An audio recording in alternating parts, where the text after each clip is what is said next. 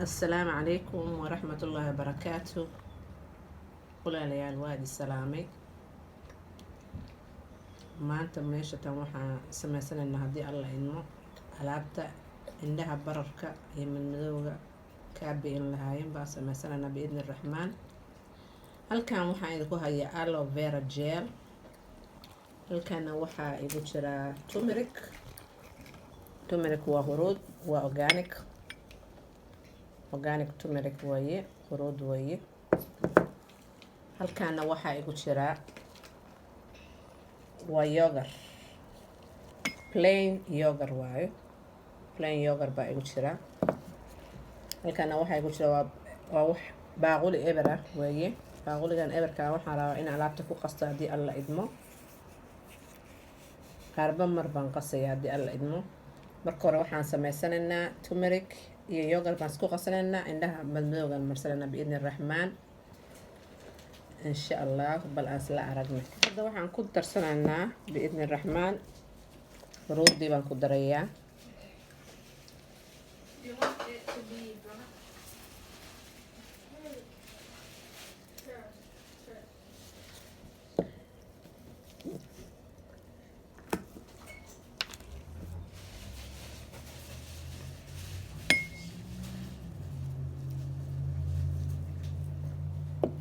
huruudda iyo yogurtka isku darsanaa biidni raxmaan. isku walaaqaya.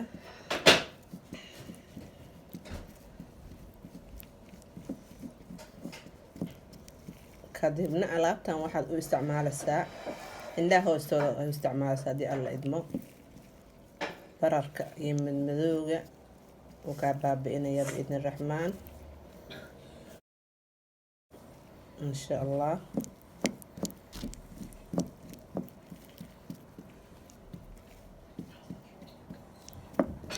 waa huruud iyo yogurt weeye, waana plain yogurt. halka kale huruud baan ku darsanaya biidni raxmaan.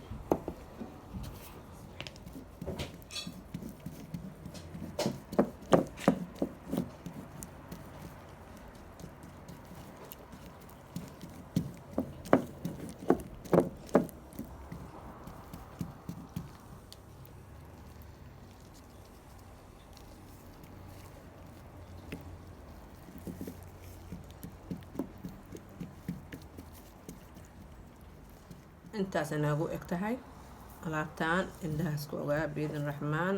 alaabkaan oo qasaya haddii alla idmo huruud iyo aloe veraan qasaya biidni raxmaan. ayana sidoo kaleeto indhaha hoostoodaad marsanaysaa madmadowgaas iyo bararka iyo kaa baabi'inaya biidni raxmaan. hadda waxaan qasanaynaa biidni raxmaan huruud iyo aloe vera haddii alla idmo. waxaan sii wadanaynaa biidni raxmaan. hadda waxaan qasanaynaa aloe vera iyo xoogaa yar oo turmeric.